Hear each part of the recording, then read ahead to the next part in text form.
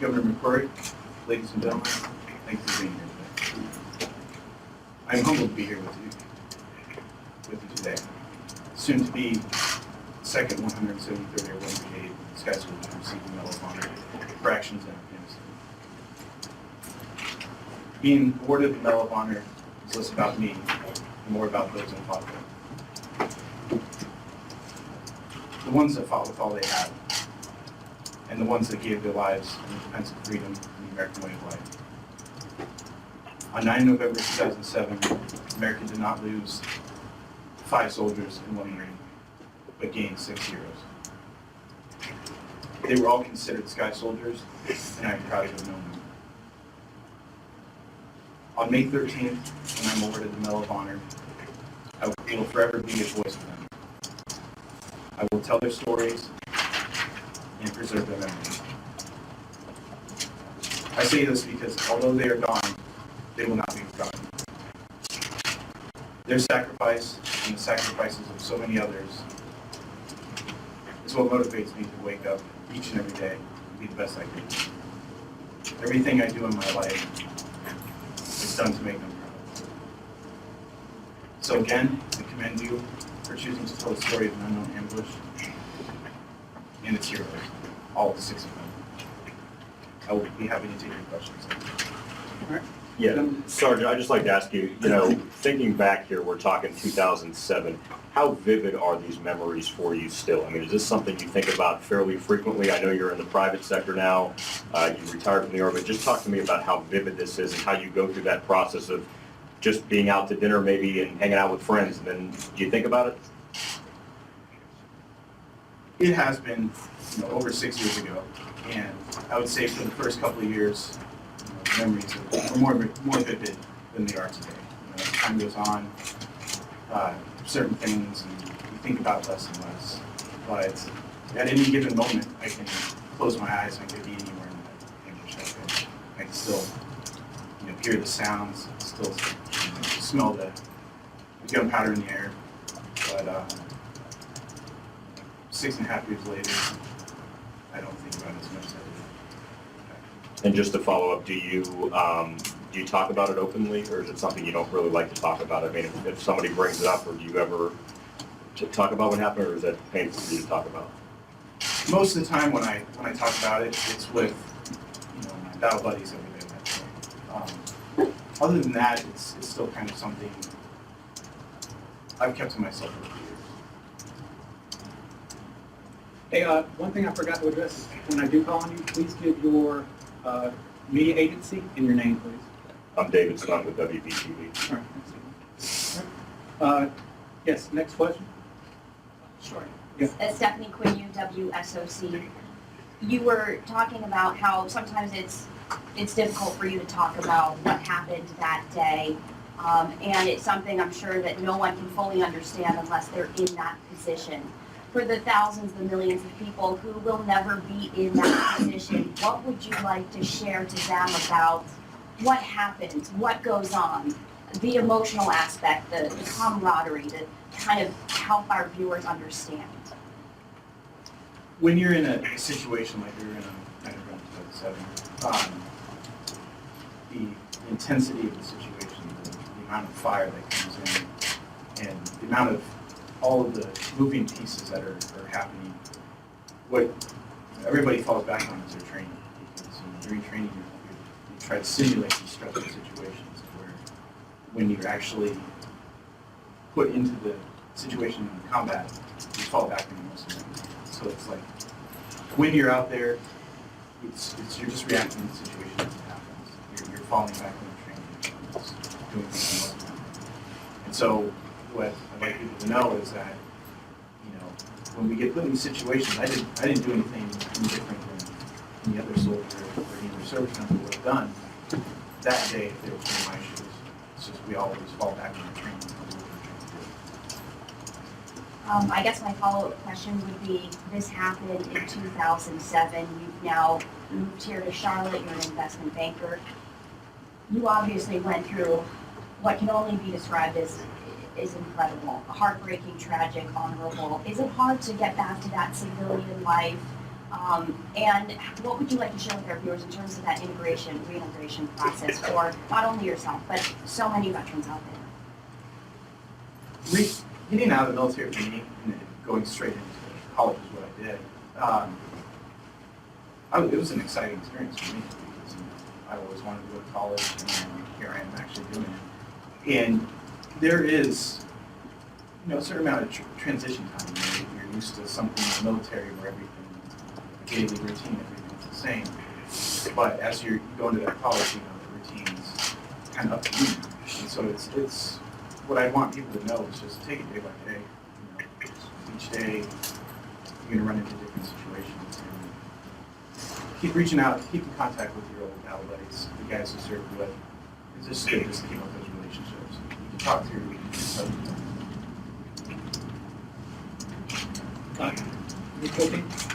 Kate Geyer, Time Warner Cable News. You talked about sharing your story for those other men. But for you, this honor, it's very rare and you're very young to get this. What does that mean to you? To me, what it means is, well, before I get into that, it's an overwhelming experience. It's something that when I enlisted, I never thought was ever a possibility. And so now that it's happened, I feel it's going to be an opportunity to be able to tell the story to the guys that I did. Because, after this day, I never saw any stories about it. These guys gave their lives in defense of this country. Their names,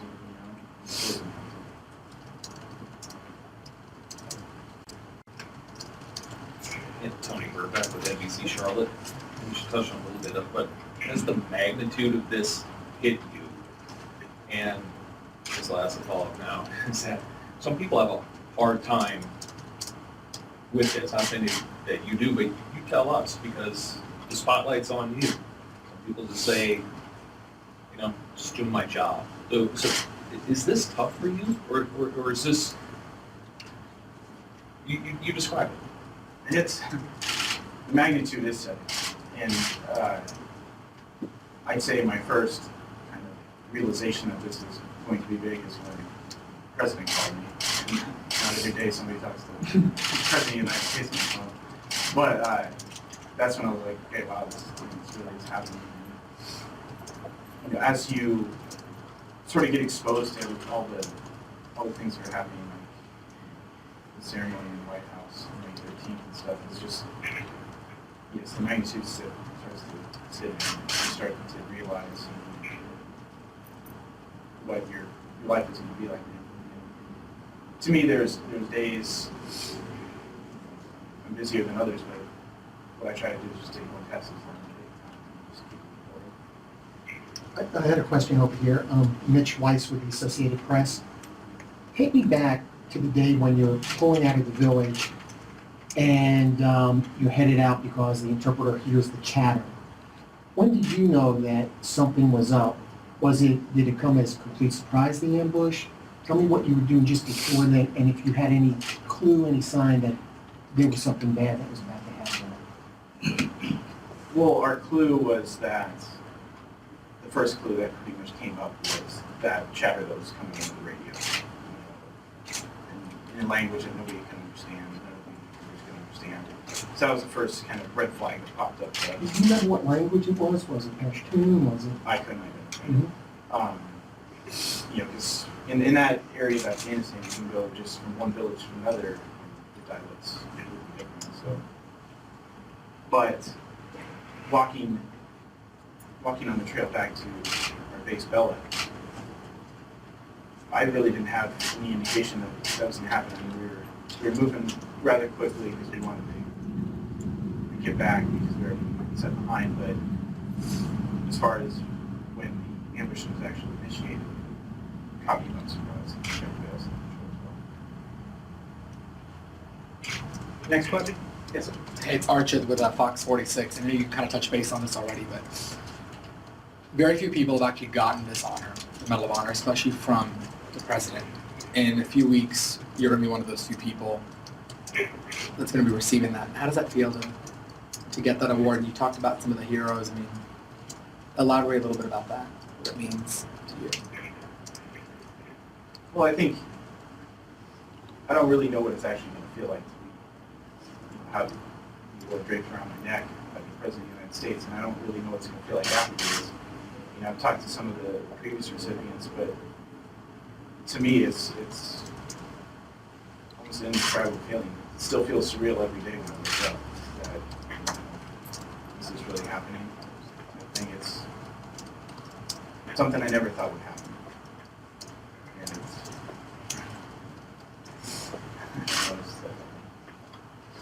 I have a quick follow-up with that. What is the perception of Americans? We always see it and hear about it in movies and stuff, but you actually were out there and, in the combat zone. What is the perception in the field? Is it very different to what we expect? And share us that perspective. well, when you're actually deployed in Afghanistan, you or in any theater war, your focus is on the mission. It's everybody. That's what you worry about. Most of all, you worry about completing the mission, but then you have the guys to your left and right. That's really who you care about. Those people become your family. The people you interact with each and every day. So when you're in the focus of being deployed, completing the mission, it's what you really care about is I want to get this guy to the left and right home with me. Yes, sir. Kyle, I'm David Perlman with the Charlotte Observer. Take me back to that day again. You saw 5 of your comrades killed. You saw others getting wounded. What do you remember what was going through your head? Did you think you were going to survive this ambush? Absolutely not. I thought for sure I was not going to make it to it. I think it was probably after I was knocked out and I got some shrapnel in my face. I was like, okay, I'm not going to make it to this one. For the rest of the time, every task I was doing was just, I wasn't really thinking about it. I just knew I had to get it done. Falling back on that training plan just like everybody else is. But I remember that, thinking multiple times that day, I was like, well, I'm not going to make it, so let's just get this done now. A follow. I think you grew up in Washington State. Is there anything in your past that, anything that happened to you that you reacted to that would have forecasted that you could have shown this incredible courage? No, I don't think so. I mean, I was had a pretty regular childhood. Did a lot of extreme sports type stuff, down around biking scenes, stuff like that. But never did I come across any situation that would be compared to the ambush at all. So, yeah, as far as there being past experience, it was. Hey, give me 1 second. I got one journalist on the telephone. John, are you there? Yeah, I'm here. Would you like to ask a question real quick? Sure, absolutely. Thank you. This is John Harper with Stars and Stripes. Sergeant White, thank you so much for doing this press conference. I really appreciate it. In your Facebook chat, I believe you mentioned that you were diagnosed with PTSD. What would you say to other soldiers or veterans who are suffering from PTSD but haven't sought treatment? I'd say the first thing that they need to do is reach out and get that help that they need. And I know there's a stigma around it, but what these service members need to realize is, they went to war and they made it back, but they might have some scars remaining. There's no shame in going and getting help. Reach out to your chain of command, and they will help you get the treatment you need. And that's the first step. And if I can do it, if I can go out there and do reach out to my chain of command and get the help I need, then there's no reason why I can't as well.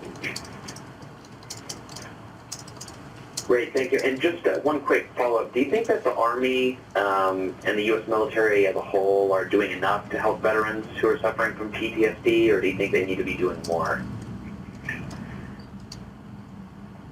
You know, it's been a couple of years since I've been active duty military, but, you know, from when I was in, there's countless programs, you know, for those suffering with symptoms of PTSD.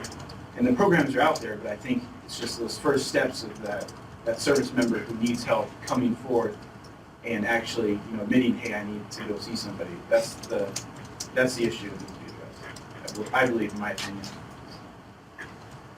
Okay, and just one quick clarification. Were you diagnosed while you were still active duty or after you left the service?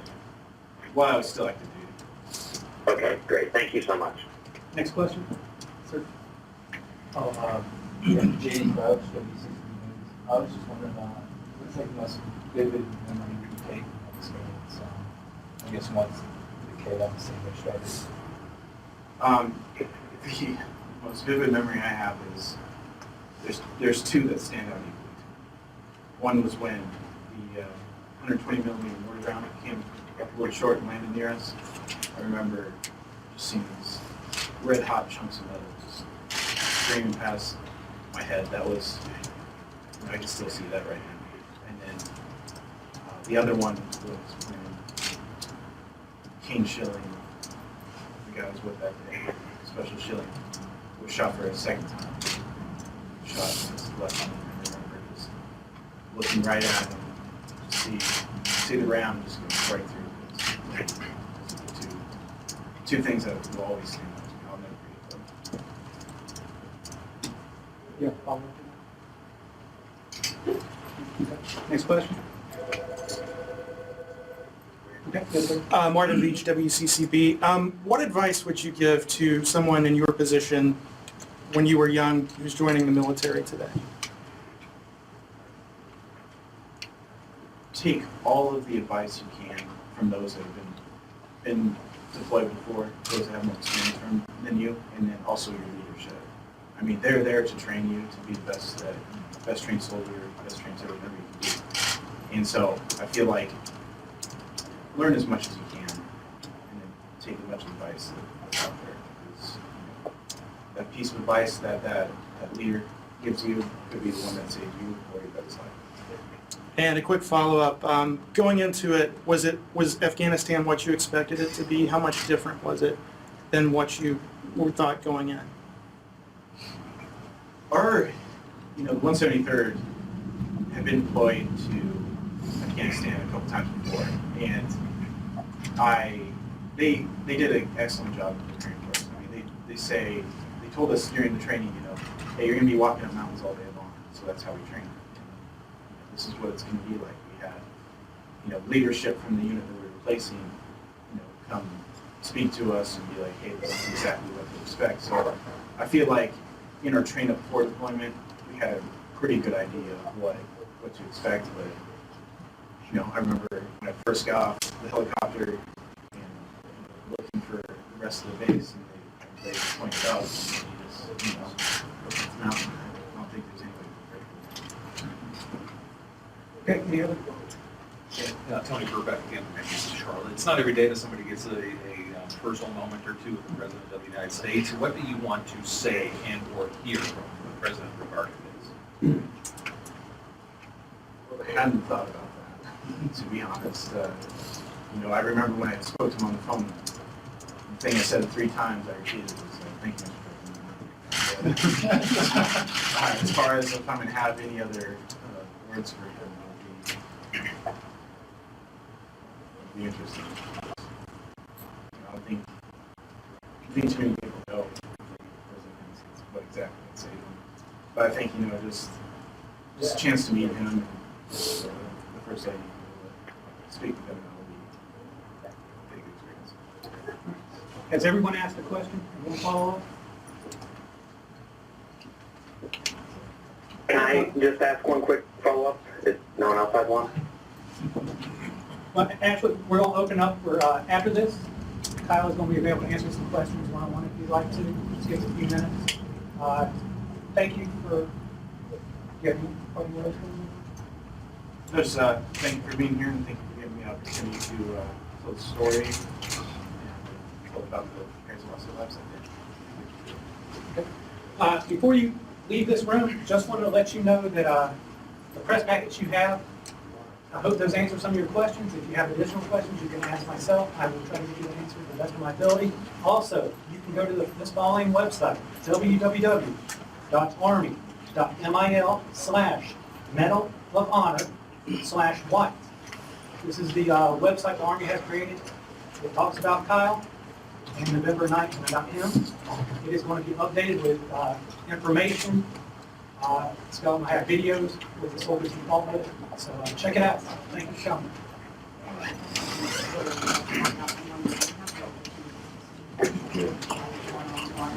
Is that the final phase of the priority?